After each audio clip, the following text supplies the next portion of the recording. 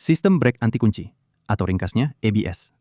Anda mungkin pernah dengar tentangnya, dan jika Anda memandu kereta atau motosikal moden, Anda mungkin pernah menggunakannya sebelum ini.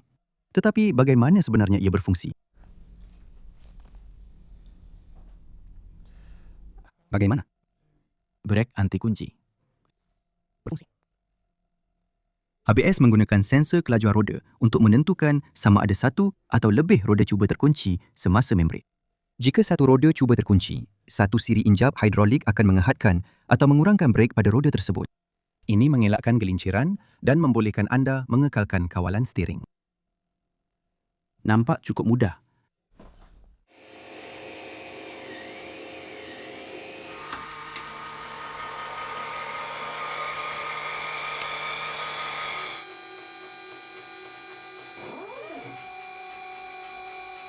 Saya mula mencetak menggunakan pencetak 3 dimensi dan memotong pelbagai bahagian mekanisme dengan mesin CNC yang boleh melepaskan ketegangan pada brake cable. Sebab saya memilih brake cable adalah kerana saya tidak mahu mengganggu brake hidrolik pada basikal elektrik DIY saya yang lebih baru. Selain itu, basikal yang saya ingin uji ini mempunyai tayar jalan yang lebih sempit dengan harapan ia akan mempunyai cengkaman yang minimum di permukaan yang buruk. Tetapi tidak lama kemudian, saya menghadapi masalah pertama saya. Jadi ini adalah mekanisme ABS yang akan melepaskan ketegangan pada kabel brake. Tetapi ada satu kelemahan utama dengan reka bentuk ini, iaitu motor stepper tidak cukup kuat. Saya pada asalnya menggunakan motor stepper ini yang mempunyai 1.2 Nm torque dan yang baru ini mempunyai 2.8 Nm torque dan ia masih tidak cukup kuat untuk menahan ketegangan brake. Jika saya tarik brake belakang, ia kehilangan langkah.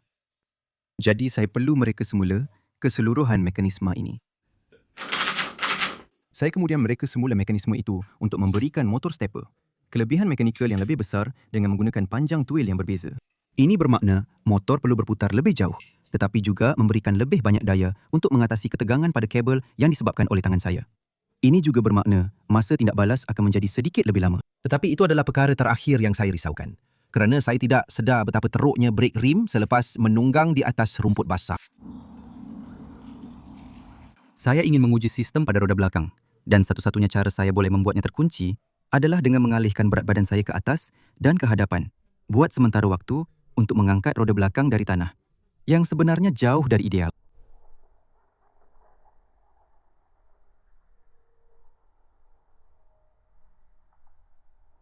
Jadi selepas melaraskan mekanisme itu, kira-kira 4 kali, saya memutuskan untuk membatalkannya dan beralih kepada basikal dengan brake cakra hidrolik.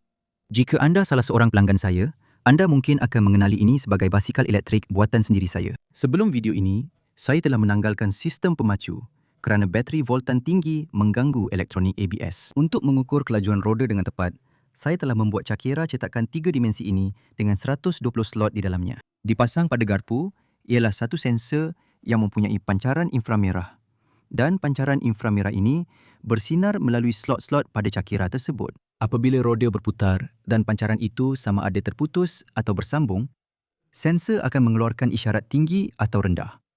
Ini kemudian boleh digunakan untuk mengira kelajuan roda sehingga 50 kali sesaat. Menariknya, saya perasan teknik pengukuran kelajuan yang sama ini digunakan pada sebuah motosikal dengan sistem brake anti kunci. Pada bahagian atas rangka, terdapat sebuah kotak hitam yang mengandungi elektronik yang akan mengawal sistem ABS. Di dalam kotak hitam itu, terdapat papan tinci 3.6 yang akan menjalankan kod Arduino.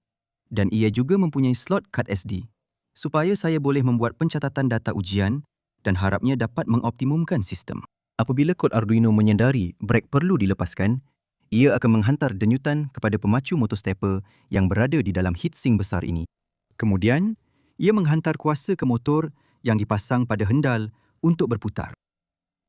Mekanisme untuk melepaskan brake ini memang mudah.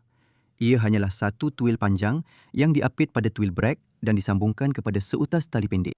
Tali itu membolehkan brake digunakan seperti biasa. Tetapi apabila diperlukan, ia akan membenarkan motor menarik tuil brake menentang daya dari tangan saya dan melepaskan brake. Sebelum saya menguji sistem ini, mari kita bincangkan bagaimana penaktifan sistem brake anti kunci sebenarnya berfungsi. Jadi anda mempunyai sebuah kenderaan yang bergerak pada kelajuan tetap dan roda berputar pada kadar yang menyebabkan bahagian paling luar tayar bergerak ke belakang pada kelajuan yang sama seperti jalan relatif kepada kereta. Apabila brek digunakan, jika geseran antara tayar dan jalan terlalu rendah, roda akan meluncur. Tetapi bagaimana elektronik ABS sebenarnya mengesan perkara ini dan tahu bahawa roda memang sedang meluncur? Sebenarnya, ia adalah soalan yang agak kompleks untuk dijawab. Jadi mari kita usahakan ke arah itu dengan menggunakan beberapa pendekatan yang agak logik terlebih dahulu. Pemerhatian awal adalah untuk mengatakan bahawa roda sedang meluncur apabila kelajuan roda sama dengan sifar, iaitu apabila roda berhenti berputar. Dan kerana saya ada sensor kelajuan pada roda depan basikal saya, apa yang boleh saya lakukan ialah saya boleh programkan elektronik untuk melepaskan brek apabila kelajuan menjadi sifar. Sekarang, apa yang sebenarnya saya akan lakukan ialah memprogramkannya untuk melepaskan brek apabila kelajuan di bawah 0.5 meter sesaat. Ia kira-kira sedikit lebih daripada 1 batu sejam. Dan sebab untuk ini ialah kadang-kadang sensor mungkin membaca 0.00001 meter sesaat dan tidak akan melepaskan brek. Jadi, brek akan dilepaskan apabila kelajuan di bawah 0.5 meter sesaat. Mari kita uji perkara ini.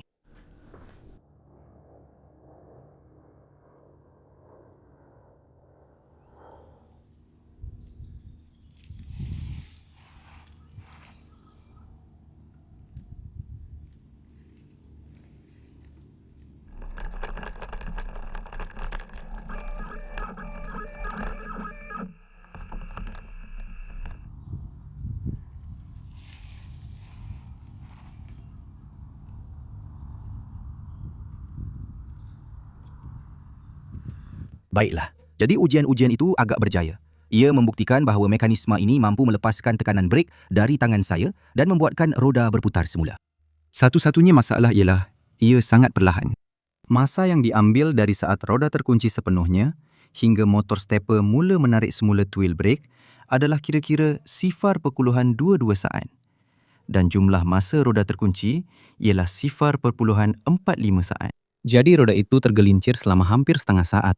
Dari segi masa tindak balas mekanikal, iaitu masa yang diambil untuk motor berputar dan menarik tuil dari tangan saya, itu akan sangat sukar untuk diperbaiki tanpa menambah lagi bajet saya. Saya sudah pun membeli 2 motor stepper yang berbeza untuk projek ini dan untuk membeli motor dengan top yang lebih tinggi akan memerlukan kos yang jauh lebih tinggi daripada apa yang saya mahu belanjakan untuk projek ini. Jadi, apa yang saya akan cuba lakukan ialah memberi lebih tumpuan kepada masa tindak balas elektronik. Motor stepper mengambil masa kira-kira suku saat untuk bertindak balas dan melepaskan brek sepenuhnya.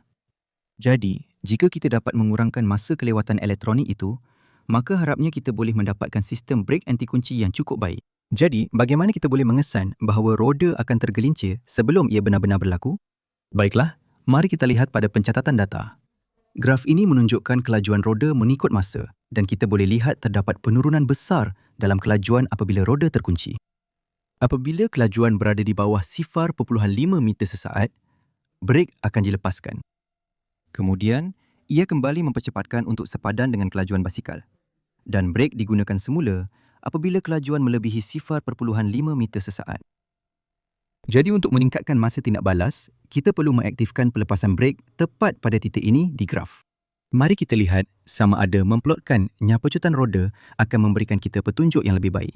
Graf pecutan ini menunjukkan 3 lembah dan puncak yang jelas yang memaparkan bila roda sama ada sedang menjadi semakin perlahan hingga tergelincir atau mempercepat untuk sepadan dengan kelajuan basikal. Bagaimana kalau kita tetapkan hadnya pecutan yang akan mencetuskan pelepasan brek? Contohnya, jika rodanya pecut lebih laju daripada negatif 10 meter sesaat kuasa 2, brek akan dilepaskan.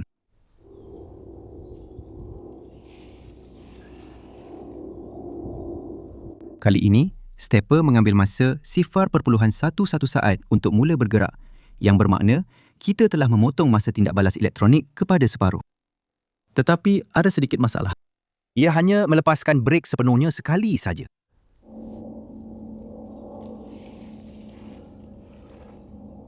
Okey, kali itu ia dilepaskan 2 kali, tetapi ia masih tidak dilepaskan pada gelinciran terakhir. Mungkin kali ketiga akan berhasil.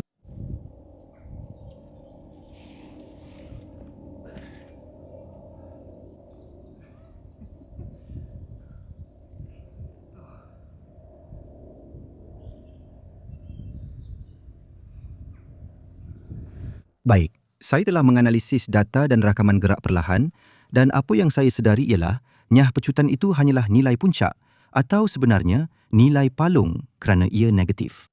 Tapi pada dasarnya, ini bermakna brek hanya dilepaskan sementara sahaja. Ia tidak mengekalkan brek dalam keadaan dilepaskan sehingga kelajuan roda meningkat semula. Jadi sebaik saja ia mengesan, nyah pecutan menjadi sangat rendah.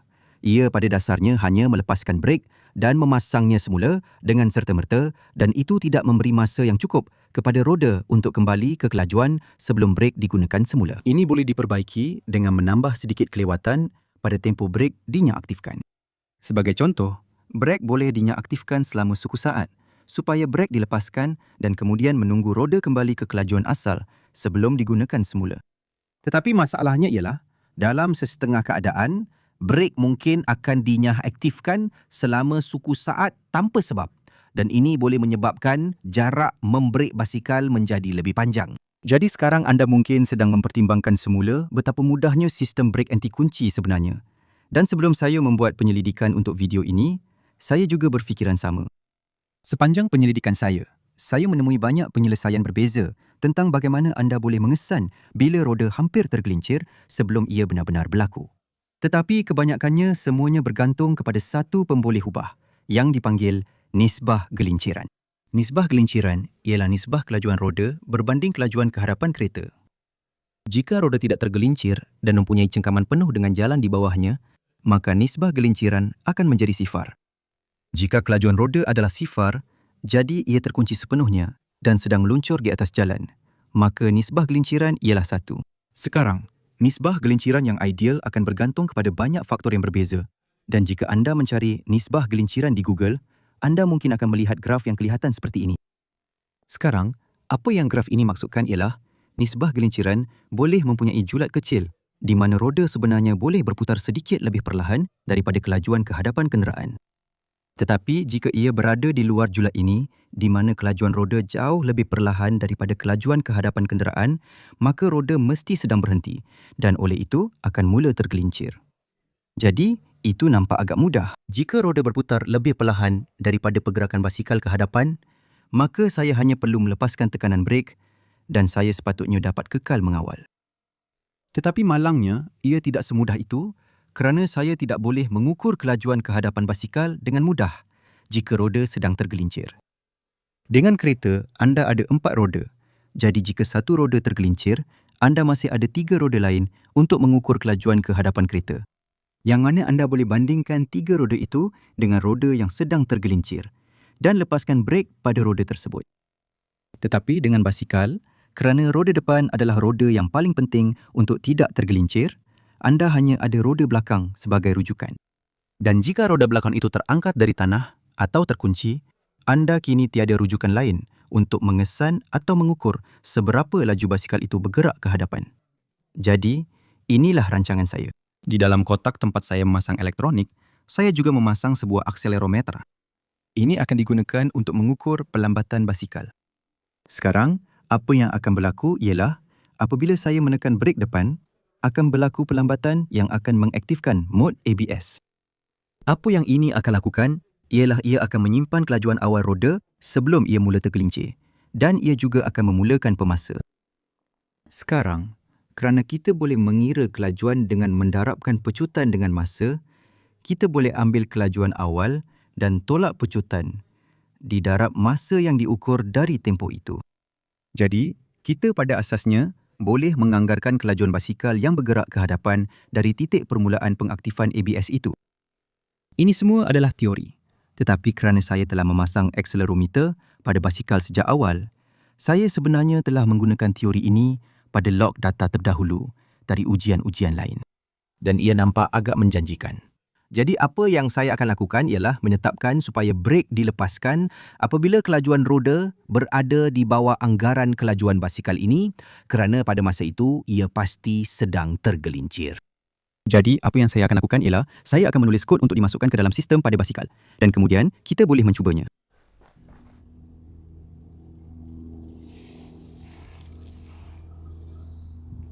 Itu nampak agak baik bagi saya. Mari kita lakukan beberapa ujian lagi untuk memeriksa kebolehpercayaannya.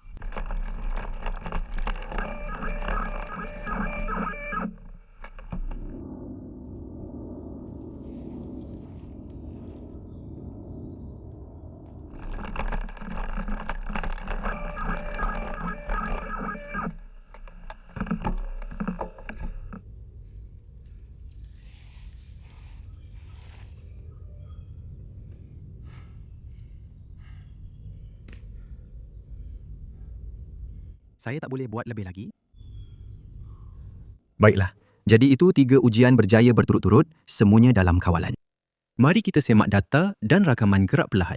Daripada 3 ujian yang dijalankan menggunakan pelepasan brek yang dicetuskan oleh nisbah kelincir, purata masa dari roda berhenti hingga motor bergerak ialah 0.083 saat dan masa penuh dari roda terkunci hingga dilepaskan ialah 0.311 saat. Ini bermakna sistem kawalan nisbah gelincir yang dianggarkan oleh akselerometer ini adalah kira-kira 30% lebih pantas berbanding sistem yang dicetuskan oleh kelajuan sifar.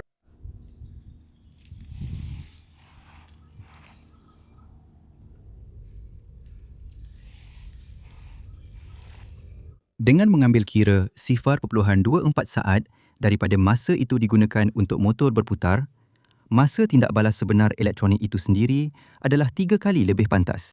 Saya sedar ini masih belum cukup untuk mengelakkan roda daripada terkunci. Tetapi menurut data yang saya terima, untuk melepaskan brek sebelum roda berhenti sepenuhnya, keseluruhan sistem perlu mengesan apa yang berlaku dan melepaskan brek dalam masa 0.08 saat. Sudah tentu, ini mungkin boleh dilakukan dengan bajet yang lebih besar dan jurutera elektronik yang lebih mahir. Tetapi untuk ujian-ujian ini, melerit selama 1/3 saat dalam kedudukan tegak masih boleh dikawal dengan baik. Sekarang anda mungkin tertanya-tanya, bagaimana pula dengan permukaan yang berbeza? Jadi, salji tidak akan kembali dalam masa terdekat. Jadi saya memutuskan untuk mencuba beberapa permukaan berbeza yang mungkin dialami semasa menunggang setiap hari.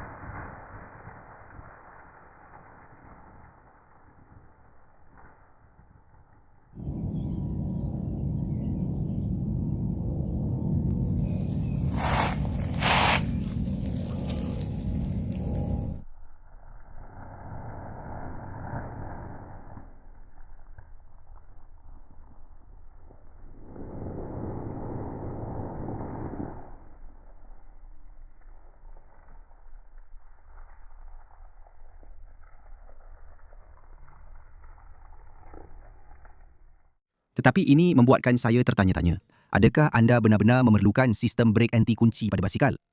Sebenarnya, saya tidak ingat bila kali terakhir saya terjatuh dari basikal, semata-mata kerana membrek sahaja. Sudah tentu, tidak termasuk ujian-ujian dalam video ini.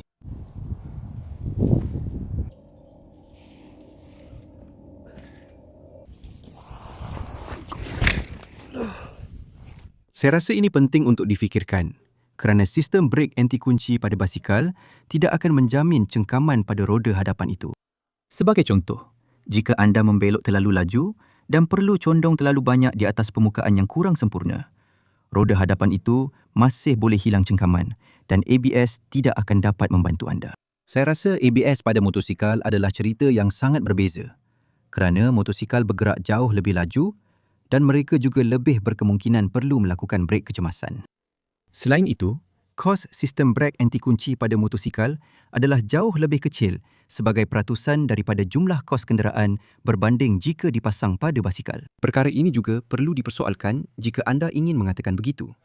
Sistem brek anti kunci adalah baik untuk penunggang basikal yang tidak berpengalaman.